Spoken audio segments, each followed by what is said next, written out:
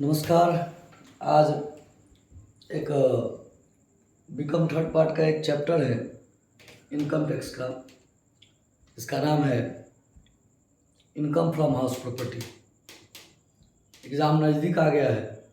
Already मेरे यहाँ 7 बजे से 10 बजे तक क्लास चल ही रहा है। बहुत सारे बच्चे उस ऑनलाइन के जूम ऐप के थ्रू जुड़ के इसका बेनिफिट ले रहे हैं।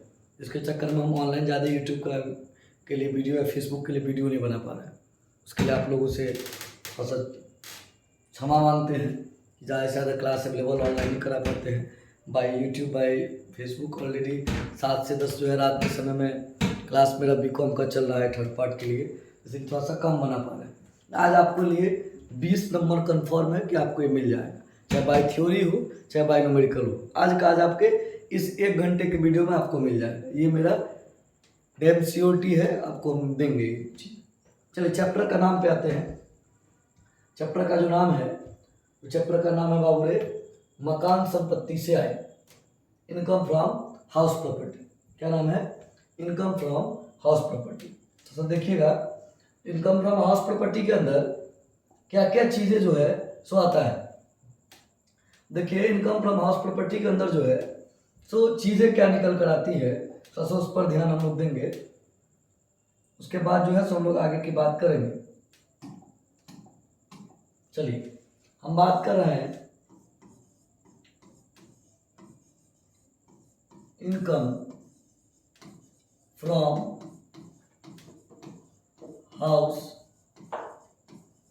प्रॉपर्टी का। ये चैप्टर जो है ये भारत सरकार के जो आयकर डायरेक्ट टैक्स के लिए बनाई गई आय व्यवस्था है उसमें ये दूसरा सोर्सेज है आपका। मतलब आय के कुल 5 शीर्षक है।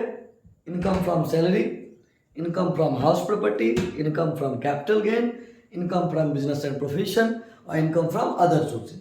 उसमें द्वितीय शीर्षक है इनकम फ्रॉम हाउस प्रॉपर्टी। ये काफ़ी महत्वपूर्ण चैप्टर है। इसलिए महत्वपूर्ण चैप्टर है कि ये तो एग्जाम में आपको आएगा बाय थ्योरी चाहे बाय न्यूमेरिकल। कभी कभी एग्जाम में क्या पूछ देता है कि आय मकान संपत्ति के आय से आप क्या समझते हैं। इसके अंतर्गत कार्य निर्धारण कैसे किया जाता है, काल्पनिक डाटा देकर बताइए। मतलब एक क्वेश्चन भी आपको सॉल्व करना पड़ेगा। बस आते हैं क्वेश्चन चैप्टर के अंदर, क्योंकि समय कम है तो बातें थोड़ा सा कम करेंगे। देखिए इस शीर्षक के अंतर्गत विभिन्न करदाता द्वारा अपने मकान या मकानों को किराए पर जो उठाता है उससे जो प्राप्त आय है उसके बारे में चर्चा करेंगे। मतलब जब एक व्यक्ति अपने मकान को क्या करता है, रेंटल लगाता है। क्या करता है? रेंटल लगाता है। जब कोई व्यक्ति अपने मकान को रेंटल करता है मतलब किराया पर लगाता है, तो किराए पर उठाने से जो आय प्राप्त होगा, ध्यान दीजिए, हम सोल्ड आउट बात नहीं कर रहे हैं। हम अगर मकान को बेचेंगे तो फिर वहाँ इन चीज़ों का चर्चा नहीं होगा। इस चीज़ का मैं चर्चा नहीं कर रहा हूँ। मैं कर रहा हूँ कि अगर आपने मकान को क्या किया है, किराए पर उठाया है, उस शीर्षक का जो आय है, उस शीर्षक की जो बातें हैं इस चैप्टर के अंदर हम लोग को पढ़ने को मिलेगा। पॉइंट 1। पॉइंट 2, ये सारे शीर्षक में रूल क्या होंगे, रूल क्या अप्लाई होंगे, तो ये सब धीरे धीरे करके हम लोग जानेंगे। पहले आप समझ लीजिए कि इस चैप्टर के अंदर हम लोग रेंटल चीज़ों का चर्चा करेंगे। जो मकान संपत्ति से रेंट पर मेरा पैसा आएगा उन चीज़ों का चर्चा करेंगे। अब यहाँ पर धारा 22 है हाउस प्रॉपर्टी का, जो कुछ कह रहा है। क्या कह रहा है थोड़ा सा ध्यान दीजिए। धारा 22 कहता है कि मकान संपत्ति से आय शीर्षक में करदाता के स्वामित्व वाले मकानों तथा उनसे लगी जमीनों के वार्षिक मूल्य पर आय लगता है, किंतु संपत्ति के ऐसे भाग को छोड़ दिया जाता है जिन्हें वह स्वयं के द्वारा संचालित किसी व्यापार या पैसे के लिए प्रयुक्त करता है, जिसके लाभों पर आयकर लगता है। ध्यान दीजिए हमारा जो सेक्शन 22 है हाउस प्रॉपर्टी में, कितना? सेक्शन 22। सेक्शन 22 किसके? सेक्शन 22 इनकम टैक्स एक्ट के। देखिए थोड़ा सा थ्योरी को लिखते समय ना टेक्स्ट में सेक्शन वगैरह को लिखेगा ना तो स्टैंडर्ड हो जाता है थोड़ा सा। सेक्शन 22 क्या कहता है? अगर कोई मकान या मकान से लगी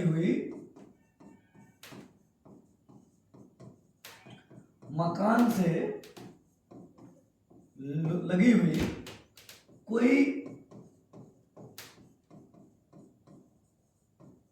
जमीन, इसको उठाने से जो किराया प्राप्त करते हैं, किसको उठाने से, मकान या उससे लगी हुई जमीन को उठाने से जो किराया प्राप्त करते हैं, उसी किराया के गणना करने पर हम लोग सकल वार्षिक मूल्य का निर्धारण करते हैं। ये कैसे करेंगे आगे चलकर पढ़ेंगे।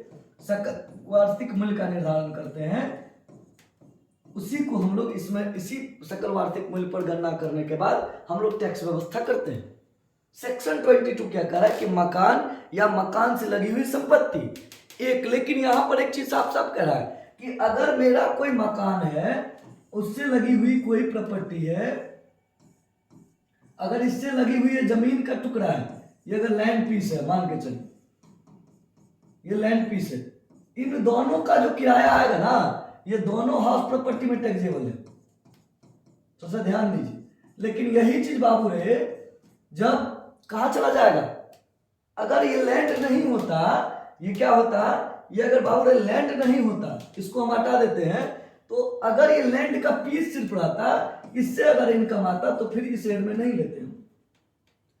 अगर मान के चलो एक बहुत बड़ा प्लॉट है, 2.5-3-4 एकड़ का प्लॉट है, 2.5-3-4 एकड़ का प्लॉट है, उस प्लॉट के अंदर कोई मकान नहीं है, उस प्लॉट से अगर रेंट आता है और एग्रीकल्चर लैंड नहीं है, इनकम फ्रॉम लैंड चला जाएगा अदर सोर्सेज में। कहां चला जाएगा, तब ये चला जाएगा अदर सोर्सेज के अंदर, यानी कि आयकर के सबसे लास्ट शीर्षक जो 5वां शीर्षक है इनकम फ्रॉम अदर सोर्सेज, वहां ही बात चला जाएगा। लेकिन अगर इस लैंड पीस के साथ साथ कोई मकान भी लगा हुआ है, तो फिर इसका जो रेंट है वो चला आता है हाउस प्रॉपर्टी के अंदर। ये हम नहीं कह रहे सेक्शन 22, लेकिन एक चीज को एक्सक्लूड किया है इस पर, इसमें से एक चीज को हटाया है, किसको, अगर इस मकान संपत्ति पर एसएससी मतलब कौन, करदाता, अगर एसएससी के द्वारा अपनी बिजनेस या प्रोफेशन किया जाता है, क्या किया जाता है, बिजनेस और प्रोफेशन किया जाता है बाबू रे, तो तब इसका टैक्स नहीं लगेगा, तब इसको हम इसमें शामिल हाउस प्रॉपर्टी में नहीं करते।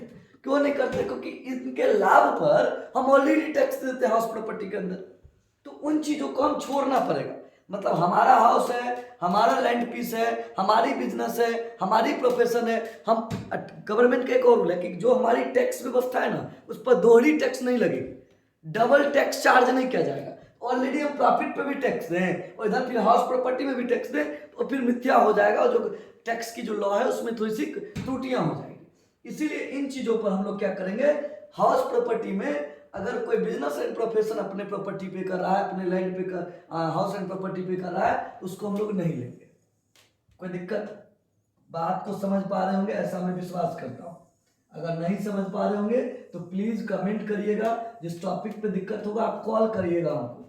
हमारा नंबर आप याद कर लीजिए, 8210588891 या फिर 8273200247 पर आप डीएम करिएगा, डायरेक्ट मैसेज करिएगा, हम आपको रिप्लाई कर देंगे। कोई भी टॉपिक को लेकर अगर इशू जाता है तो थोड़ा सा मेरा क्लास लंबा होता है, तो थोड़ा सा हम हो सकता है क्लास में रहेंगे तो हम आपको रिप्लाई नहीं कर पाएंगे, क्योंकि सुबह 6:30 से लगातार 3 बजे तक बैच है, फिर 4:30 बजे से लेकर 10 बजे रात तक बैच है, इसलिए थोड़ा सा हम रिप्लाई करने में हो सकता है दिक्कत। चलिए चैप्टर पे आते हैं। अब बात को समझ गए होंगे कि सेक्शन 22 हमारा कहता है कि हाउस प्रॉपर्टी के अंदर हम उस पर रेंटल इनकम की बात करें जो मकान के साथ साथ लगी हुई जमीन के टुकड़े हैं, उससे जो रेंट आ रहा है उस पर हम टैक्स लेंगे, लेकिन वो बिल्डिंग या वो प्रॉपर्टीज जो रेंटल है वो business and profession, self business profession के यूज में ना होता। चलिए सर फिर आगे आते हैं। अब यहाँ पर बार बार हम एक चीजों का चर्चा कर रहे हैं, मकान संपत्ति का। किसका चर्चा कर रहे हैं, मकान संपत्ति का। तो सर क्या मकान संपत्ति का कोई डेफिनेशन आयकर अधिनियम में दिया है क्या? आपके दिमाग में आ रहा होगा कि सर मकान संपत्ति का कोई डेफिनेशन दिया गया है, यानी कि मकान या भवन का कोई ऐसा डेफिनेशन आयकर अधिनियम दिया है क्या? बिल्कुल, हमारा जो भारत के आयकर अधिनियम है उसमें कोई डेफिनेशन नहीं है कि किस मकान और भवन की बात कर रहे हैं। होटल के बारे में कर रहे हैं बात, रेस्टोरेंट के बारे में बात कर रहे हैं, फैमिली रेसिडेंशियल बात कर रहे हैं, हम लॉज के बारे में बात कर रहे हैं, हम क्या कहते हैं क्लब के बारे में बात कर रहे हैं, किस बिल्डिंग के, सिनेमा हॉल के बारे में बात कर रहे हैं, मनोरंजन जहाँ पे दे रहे हैं वहाँ पे बात कर रहे हैं, प्ले ग्राउंडिंग बिल्डिंग का बात कर रहे हैं, जहाँ पे क्रिकेट हो रहा है उसके अंदर जो बिल्डिंग है उसके बारे में बात करें। ऐसा कोई चर्चा नहीं है आयकर अधिनियम के अंतर्गत। जो हम किस मकान के लिए हम बात कर रहे हैं। इसमें आप ये समझ लो, इसमें लिखा है कि आयकर अधिनियम में मकान की परिभाषाएं नहीं दी गई है। यह एक विस्तृत शब्द है। शब्दकोशों एवं न्यायाधीशों के निर्णय के आधार पर हम कह सकते हैं कि मकान शब्द के अंतर्गत कार्यालय का मकान, होटल, रेस्टोरेंट, सांस्कृतिक कार्यक्रम के लिए बनी हुई मकान, मनोरंजन के लिए बनी हुई मकान, दुकान, भवन, ऑडिटोरियम, स्टूडियो, लेक्चर हॉल, ये सारे कुछ मकान के अंदर आते हैं। जितने चीज हैं वो सारी चीज मकान के अंदर आते हैं। इस सभी का अगर रेंट है, सेल्फ ऑक्यूपाइड नहीं है, खुद नहीं रह रहा है, अपना बिजनेस प्रोफेशन नहीं कर रहा है, तो उस पर अगर रेंटल लगाया हुआ है तो उस रेंट पे हमको टैक्स लेना है। हम इस हेड के अंदर इनकम फ्रॉम हाउस के अंदर। चलिए, मकान से जुड़ी हुई भूमि के बारे में क्या कहते हैं? अधिकांश मकानों के साथ कुछ भूमि संलग्न होती है। जैसे आवासीय मकान है तो सामने पार्किंग की व्यवस्था होगी, सामने जो है सो की व्यवस्था होगी, तो अगर या गार्डन की व्यवस्था हो सकती है, गैलरी हो सकती है, ठीक है। मकान के मुख्य द्वार से मकान खुली रास्ता तक पहुंचने का रास्ता हो सकता है। चौक, बगीचा, खेल का स्थान, वाहन खड़ा करने का स्थान, पशुओं का शेड, विभिन्न विभागों से जोड़ने वाली सड़कें आदि, ये सभी मकान के हिस्से ही माने जाएंगे। अतः इन्हें भी किराए से अगर उठाने से प्राप्त हो रही है राशि, उससे भी प्राप्त राशि हो रहा है, उसके भी सेक्शन 22 के अंदर टैक्सेबल किया जाएगा। वो भी इस मकान में जो भी टैक्स लगेगी उस पर भी आपको टैक्स नहीं होगा। चलिए, स्पष्टीकरण के रूप में क्या कहता है बुक में? कहता है कभी कभी कोई व्यक्ति अस्थायी झोपड़ी बनाकर उनसे आय प्राप्त कर, जैसे खुली जगह में अस्थायी रूप से तंबू, डेरा, झोपड़ी बनाने, इन्हें मकान के अंदर शामिल नहीं करते।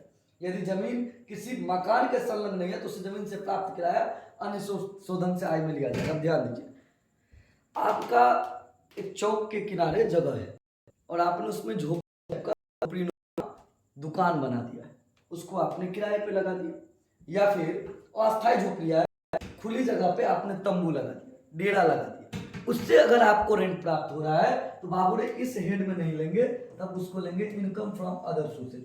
देखिए, थ्योरी जो लिखिएगा ना, तो थ्योरी में नंबर तभी उठेगा तो आप नंबर को इनकम फ्रॉम अदर सोर्सेज, जब आप थ्योरी को अच्छे से डील कर पाइएगा तभी आपको नंबर मिलेगा।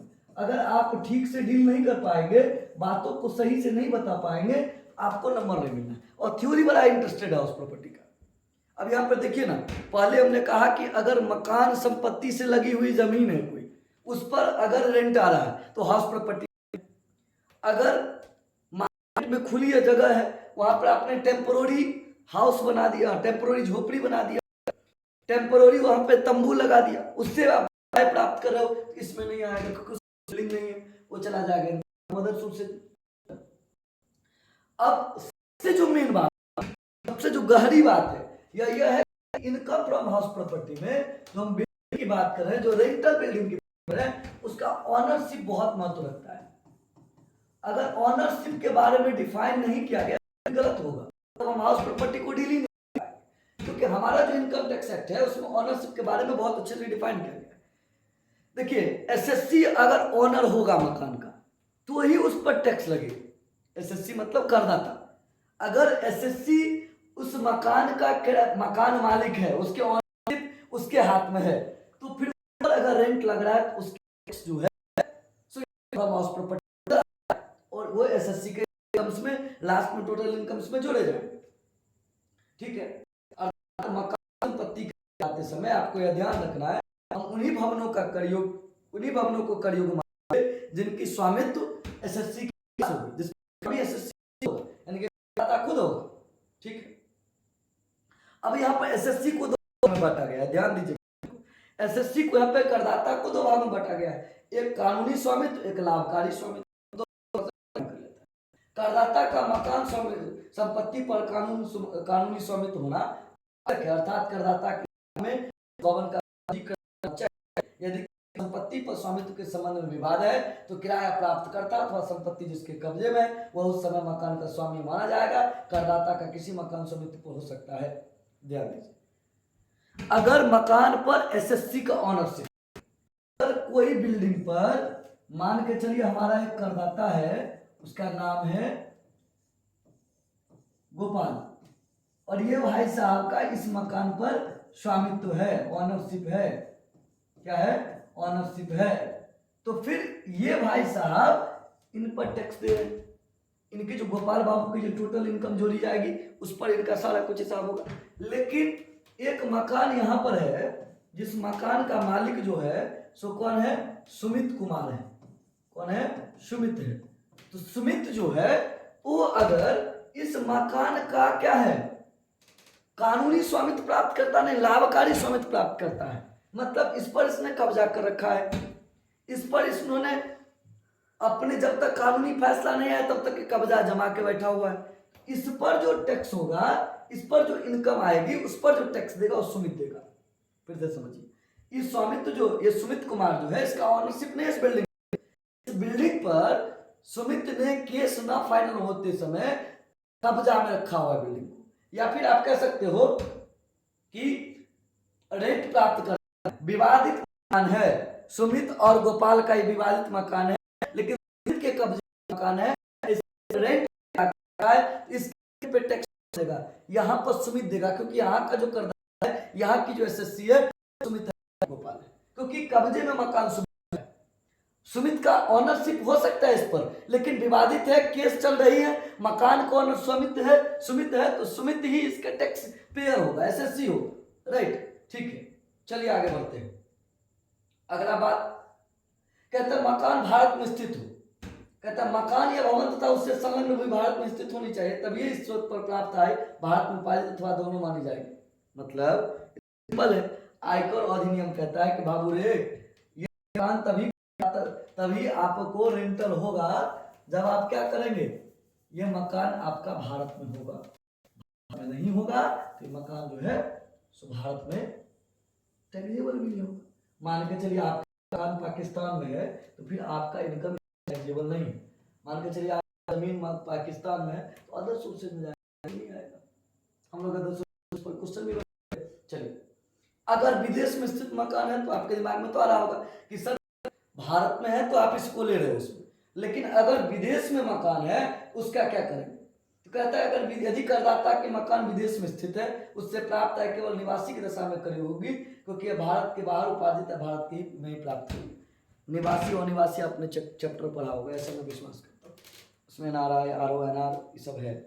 अगर आप नहीं पढ़े तो उसको चैप्टर को जरूर पढ़िएगा। मेरे पास समय अगर रहेगा, मैं आपको प्रॉमिस नहीं कर रहा हूँ, समय रहेगा तो मैं आपको उस पर भी एक वीडियो बनाकर डालूंगा, ठीक है। बहुत जल्द कोशिश करूंगा डालने का, कि एग्जाम का डेट नहीं है, अगर हो सकता है तो मैं बहुत जल्दी डालूंगा। चल, अगर वह व्यक्ति जिसका विदेश में मकान है विदेश में मकान है और वह व्यक्ति भारत का निवासी है, क्या है, भारत का निवासी है, तो उस व्यक्ति को फिर उस मकान संपत्ति पर कर देना होगा, क्योंकि उस मकान का जो रेंट है वो भारत में रहकर प्राप्त कर रहा है, तो भारत इनकम माना जाएगा, इस पर आपको टैक्स देना होगा। चलिए, कर लगाने के लिए वार्षिक मूल्य की गणना की जाती है। सर्वप्रथम जब आपको इनकम टैक्स निकालना होगा इनकम फ्रॉम हाउस प्रॉपर्टी के अंदर, तो आपको निकालना पड़ेगा एनुअल वैल्यू,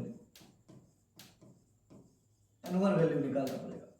जब तक एनुअल वैल्यू नहीं निकालोगे बाबू रे तब तक इस पर टैक्स आप चार्ज नहीं करते हो, ठीक है। चलिए, कहता है करदाता द्वारा मकानों को किराए पर उठाना व्यापार होना। इस स्थिति में भी कहता है कि अगर मान के चलिए करदाता द्वारा मकानों को किराए पर उठाना व्यापार होना, अगर मान के चलिए करदाता जो है सो मकान संपत्ति के जो मकान है उसको अगर किराए पर उठाता है, उसका काम है किराए पर उठाने का, तो उसका भी आय इसमें टैक्सेबल होगा, उसको नहीं होगा ऐसा बात नहीं।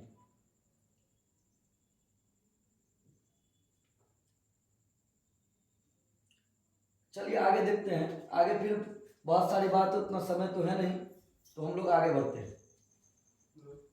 बहुत सारी बातें हैं इसमें, उतना टाइम नहीं है, इसको हम छोड़ के थोड़ा सा आगे बढ़ते हैं। सॉरी, चलिए हम लोग सीधे आते हैं determination of gross annual value पर। हम लोग हाउस प्रॉपर्टी में सीधा आ जाते हैं determination of gross annual value. इस चैप्टर के अंदर ग्रॉस एनुअल वैल्यू का बड़ा ही महत्व है। ग्रॉस एनुअल वैल्यू होता क्या है उसको थोड़ा सा ध्यान दीजिए। हमारा जो बुक क्या कह रहा है, इसका कह रहा है कि सकल वार्षिक मूल्य बहुत महत्वपूर्ण है, इसकी सही गणना के आधार पर ही मकान संपत्ति की से आय की गणना सही रूप से की जा सकती है। आयकर अधिनियम में केवल वार्षिक मूल्य शब्द का प्रयोग किया गया है, सकल वार्षिक मूल्य का नहीं, परंतु विद्यार्थियों की सुविधा हेतु यहाँ पर इन शब्दों का प्रयोग अलग अलग किया गया है। कहता है कि जब आप income tax house property word है इसका चर्चा होता है, ग्रॉस एनुअल वैल्यू का चर्चा नहीं होता है। लेकिन आप लोग के एज ए स्टूडेंट इसको देखे ये ज्यादा महत्वपूर्ण है, क्योंकि इसी के आधार पर आपका एनुअल वैल्यू निकलती है। कैसे निकालेंगे? कहता है कि कभी कभी ऐसा होता है कि एक मकान के स्वामी द्वारा मकान को किसी कारणवश कुछ रकम से कम किराए पर उठा दी जाती है। मान के चलो यहाँ पे टिंकू नाम का व्यक्ति है, टिंकू नाम है बच्चा का, क्या नाम है? टिंकू नाम है इस बच्चे का। अब इसका भाई रिंकू है। अब रिंकू पहले रह रहा था मधुबनी में और ये टिंकू भाई सब रह रहा है दिल्ली में। अब टिंकू बड़ा धनी हो गया है, उसके पास 3-4 मकाने हैं। टिंकू ने इस पर करके दिल्ली जब आया रिंकू रहने के लिए, तो कहा भैया तुम मेरे मकाने के लिए। अब भाई है तो स्वाभाविक रेंट कम लेगा, अपना हो चचे मेरा हो, मतलब तो रेंट कम लेगा। अब भारत सरकार तो रिश्तेदारी से चलती नहीं है, भारत का जो आयकर अधिनियम हो तो रिश्तेदारी पे चलेगा नहीं, वो तो कहेगा बुआ टैक्स दो, तुम क्या कर रहे हो नहीं कर रहे हो हमको मतलब ही नहीं बनता है, हमको भाई ने टैक्स दे दो। अगर उसने अपने किसी परिचित मित्र को, मिस्टर टिंकू अपने परिचित मित्र को दे दे, अपने रिश्तेदारों को मकान दे दे, कम रेंट पर दे दे, इसी सब कारणों से हम लोग इस वैल्यू को जानते हैं, ग्रॉस एनुअल वैल्यू को जानते हैं। क्योंकि भारत सरकार हाउस प्रॉपर्टी है, एचपी है, ये कहता है कि भैया आप किसी को दीजिए, उससे हमको मतलब नहीं, आपको हमको टैक्स देना पड़ेगा। आप रेंट पर हम ये मान लेंगे कि आपने एक फेयर वैल्यू पर आपने रेंट लगाया है मकान को, फिर मतलब एक उचित मूल्य पर आपने रेंट को लगाया है, आप चाहे कुछ लगाए हो नहीं लगाओ उससे हमको मतलब नहीं। ठीक, चलिए मान के चलिए, हम एक कहानी कहते हैं आपको। टिंकू बाबू अपने भाई को मकान 15,000 रुपये रेंट पर दे देता है। कितना पर दे देता है? 15,000 पर। लेकिन अगर इसी तरह के मकान अगर किराए पे लगाया जाए तो 25,000 रुपये का होगा। आपको क्या लगता है क्या होगा ग्रॉस एनुअल वैल्यू? कमेंट करके बताओ क्या होगा ग्रॉस एनुअल वैल्यू, क्या होगा 15 या 25? तो सर ये होगा, क्योंकि भारत सरकार कह रही है कि विच एवर इज ग्रेटर। हम लोग धीरे धीरे जानेंगे कैसे रहता है। ठीक, आगे आते हैं। अब यहाँ पर हम लोग को ग्रॉस एनुअल वैल्यू बनाने के लिए कुछ बातें दी गई है। हम लोग जब ग्रॉस एनुअल का नाम लेते हैं, ग्रॉस एनुअल वैल्यू का, यहाँ पर कुछ कुछ बातें निकल कर आती हैं, तो सर ध्यान दीजिएगा। जैसे यहाँ पर एक रेंट रहता है जिसका नाम है म्युनिसिपल वैल्यू, फिर फेयर रेंट, फिर स्टैंडर्ड रेंट को भी छोड़ देते हैं कुछ देर, अभी 3 ही रेंट का पहले चर्चा करते हैं। म्युनिसिपल वैल्यू, फेयर रेंट और एक्चुअल रेंट।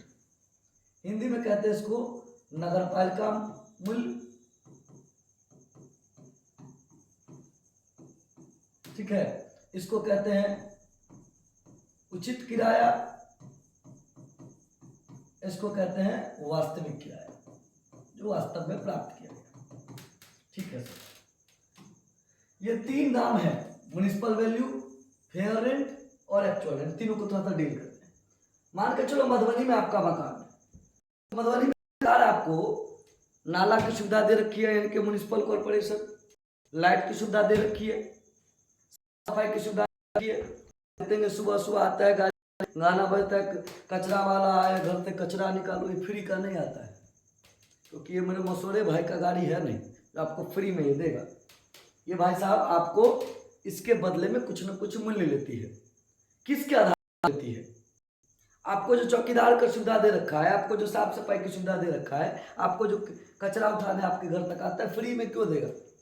यहाँ पर तो फ्री में कुछ नहीं मिल रहा है ना, तो भाई साहब क्यों देगा? तो मकान का वैल्यूएशन करता है कि फलाने बाबू का जो मकान है, इनका मैं मान लेता हूँ 15,000 रुपये प्रति महीना तो रेंट आया। कितना महीना? 15 रुपये प्रति महीना, यानी कि 1,80,000 रुपये तो बाबू को रेंट आता होगा। इसी के आधार पर ये टैक्स लेता है। 10% ले सकता है, 20% ले सकता है, म्युनिसिपल कॉर्पोरेशन तय करती है उसको कितना लेना होगा। कोई दिक्कत है तो थोड़ा सा बताइएगा, कमेंट करिएगा।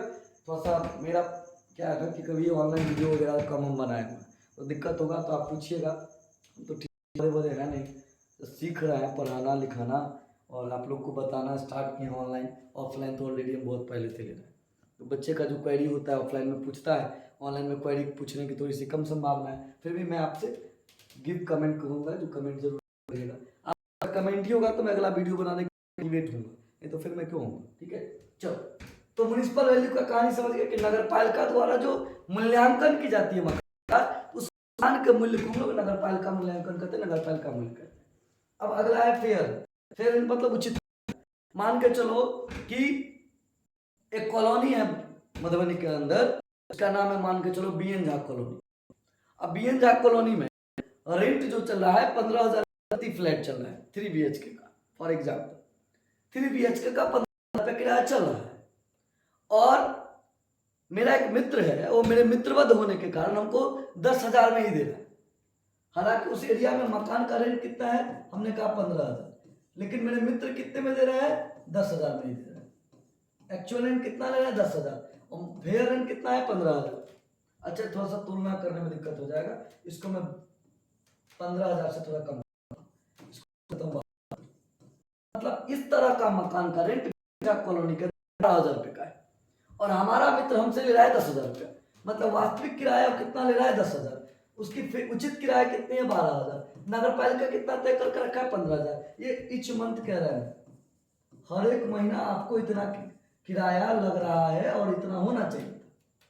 अब रूल क्या कहता है, रूल कहता है कि आप अपने मित्र को फ्री में मकान दे दीजिए, हमको कोई मतलब नहीं है। हमको पता करना है इस मकान में हकीकत में इस तरह के मकान का रेंट कितना बनता है। अब थोड़ा सा ध्यान दीजिए। सबसे पहले इन दोनों बाबू साहब को उठा लीजिए। चलिए हम यहां से इनको उठा लेते हैं।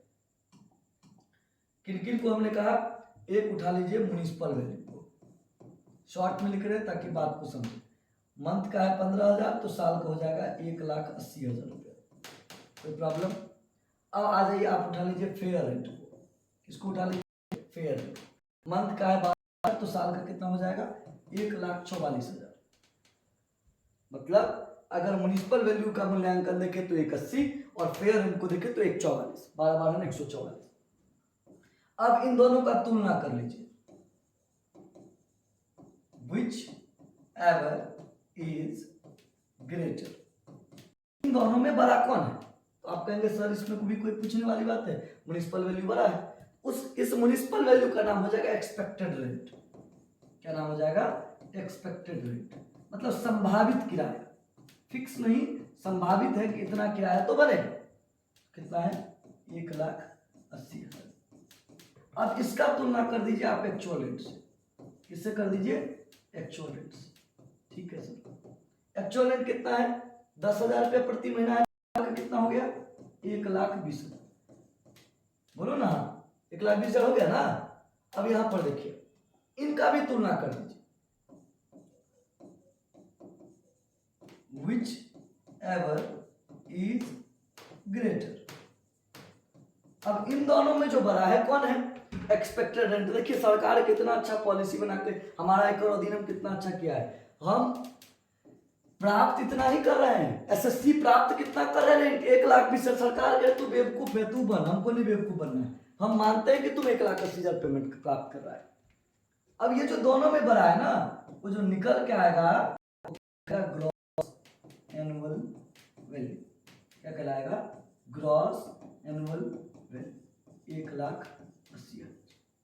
अब बताइए कोई प्रॉब्लम हुआ है इसमें, जल्दी बताइए ना, कोई प्रॉब्लम है आपको इस पूरे क्वेश्चन के अंदर।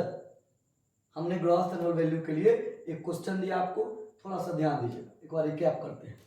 एक मकान है, उसकी 15,000 रुपया प्रति महीना जो है म्युनिसिपल वैल्यू है। इच मंथ कितना है, 15,000। उसकी फेयर वैल्यू कितनी है, 12,000 पर महीना। एक्चुअल रेंट कितना है, 10,000 रुपये है। अब साल का अगर म्युनिसिपल वैल्यू हो गया 1,80,000, फेयर हो गया 1,44,000। दोनों की तुलना करें तो etch average greater expected rent हो जाता है। दोनों आता है उसको हम एक्सपेक्टेड रेंट कहते हैं, हिंदी में इसको संभावित किराया कहते हैं। तो संभावित किराया हो गया 1,80,000, बट मैंने एक्चुअल रेंट प्राप्त कितना कर रखा है, 10,000 रुपया प्रति महीना। 10,000 गुने 12, 1,20,000। दोनों में बड़ा कौन है, 1,80,000। जो बड़ा है वही निकल कर आ जाता है ग्रॉस एनुअल वैल्यू। इसको आप चाहे तो नोट डाउन कर लीजिए, उसके बाद आगे बढ़ते हैं। जल्दी करिएगा थोड़ा सा।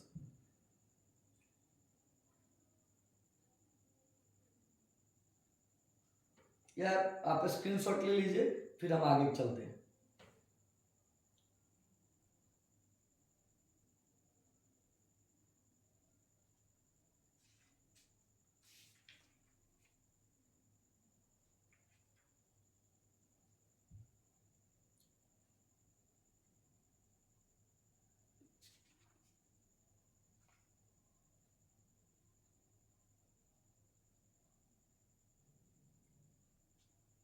चलिए, आप उतार लिए होंगे, हम आगे बढ़ते हैं।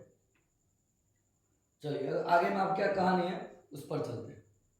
देखिए, आगे जो कहानी होगा, अब हम लोग का आगे का कहानी होगा एनुअल वैल्यू का। किसका कहानी होगा?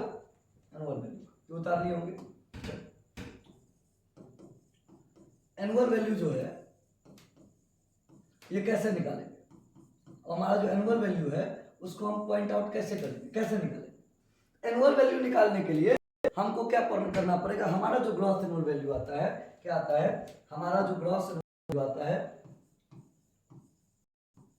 ग्रॉस एनुअल वैल्यू आता है, उसमें से म्युनिसिपल टैक्स को घटा देते हैं।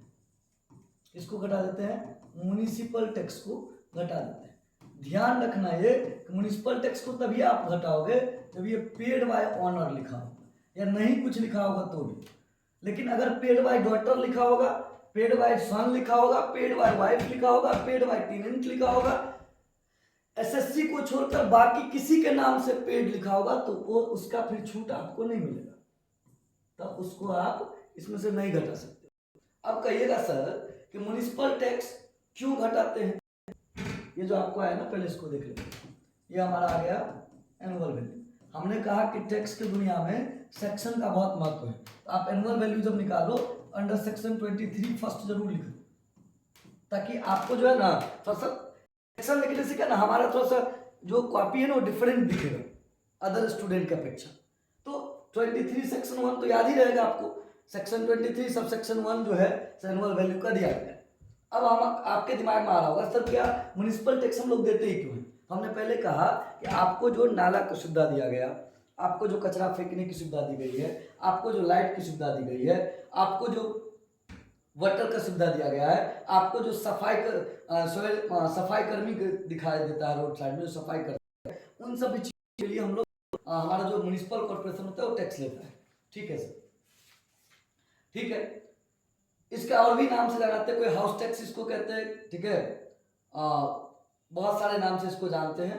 थोड़ा सा आगे बढ़ते हैं, बात को थोड़ा सा कम करते, वीडियो लंबा हो जाए, इतनी बात को हम अंदर घुट जाते हैं और आप तक जल्दी जल्दी पहुंचने का कोशिश करते हैं।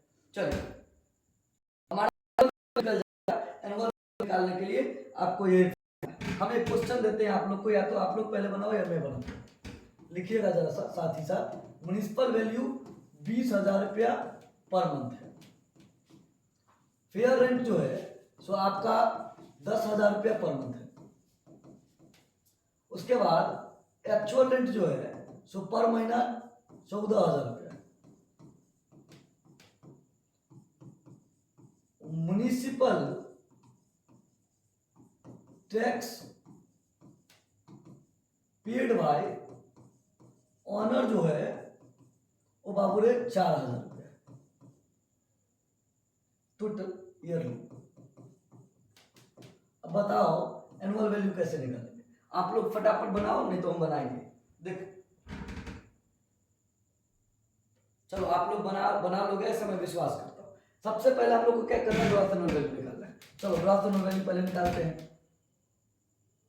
क्वेश्चन को जरा सीधा कर देते हैं। चलिए ग्रॉस एनुअल वैल्यू निकालते हैं। Calculation of gross annual value. थोड़ा सा हम लोग कॉमर्स वाले ना थोड़ा सा खाना वाना बनाते हैं, टेबल वगैरह बनाते हैं, तो देखने में भी अच्छा लगता है। सामने वाला जो चेकर रहता है वो भी कॉमर्स का, तो उसको भी अच्छा लगता है। सबसे पहले हम लेंगे क्या? Municipal value. म्युनिसिपल वैल्यू कितना? 20,000 रुपया पर महीना। तो 20,000 गुने बाद कितना हो जाएगा? 2,40,000। फिर आ जाओ, आप ले लो फेयर रेंट।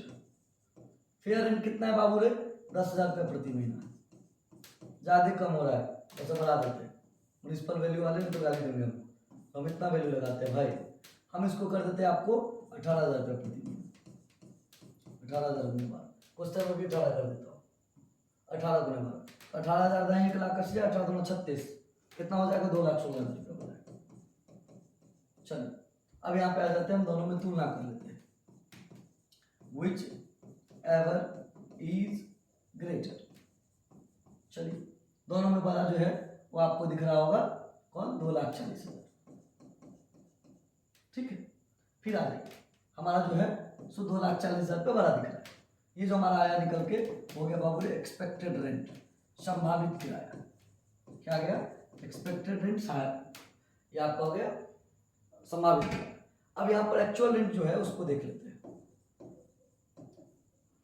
एक्चुअल रेंट जो है वो है 14,000 गुने 12, 14 दाएं 140 और 14 दूना 28, 1,68,000 हो जाता है। कितना हो जाता है 1,68,000। अब यहाँ भी आप बारात चुन लो ना, यहाँ हो जाएगा विच एवर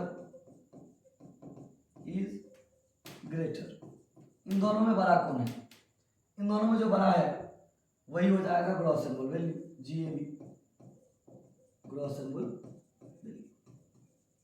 अब देखो दोनों में बड़ा कौन है, दोनों में अगर बड़ा की बात करेंगे तो बड़ा जो है सो आपको दिख रहा होगा कौन,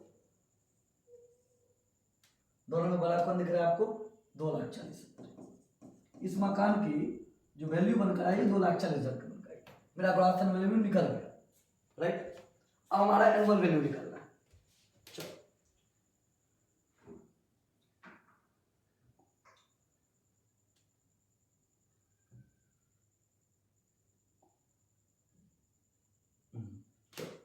हमारा अब जो है सो एनुअल वैल्यू निकालना है। इसको तो ऐसे इधर करो, ये तो पेज ही नेक्स्ट ले लेते हैं। चलो एनुअल वैल्यू निकालते हैं। अब अगर एनुअल वैल्यू निकालिएगा तो देखिए, जस्ट हम बता रहे हैं आपको calculation of, step by step बना लीजिएगा ना तो आपको थोड़ा सा बात समझ में आएगा। Calculation of annual value under section 23 first, article value निकला था,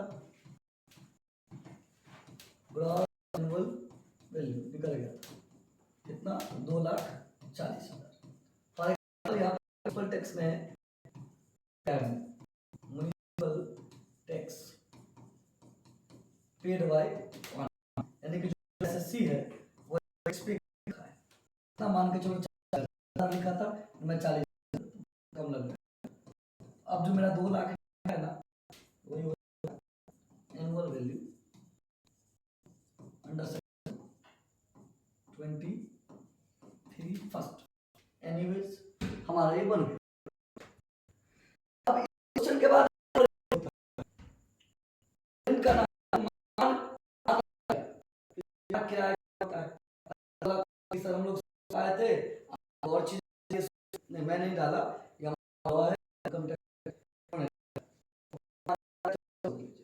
मानक की क्या मतलब होता है कि जो मकान किराया नियंत्रण अधिनियम अंतर्गत आता है,